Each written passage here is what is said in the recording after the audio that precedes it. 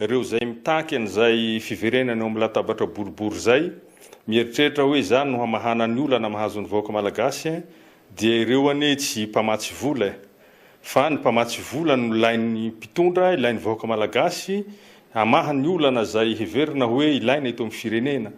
fa ny latabatra boribory zay heveriny reto sasany dia heverinay hoe fiverenana eo amin'ny latabatra boribory hitadiavana seza ka tsy zany ny tadiavan'ny vahoaka malagasy fa ny mpamatsy vola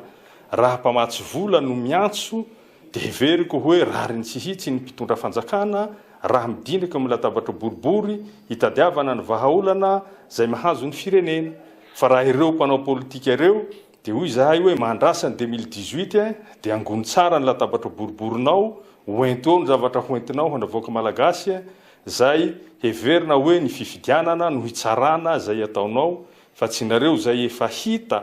sy fantatra fa nitondra teto amin'ny firenena zay tsy nahavy ny zavatra rehetra zay nanahirana ny vahoaka dia androaninareo hitady latabatra boribory hiverenanareo eo amin'ny seza dia heveriko hoe tsy zany ny tombotsoa iombonana ho tadiavina ho ny vahoaka malagasy. Si mora mora mtadi volete, si mora mora mtadi volate.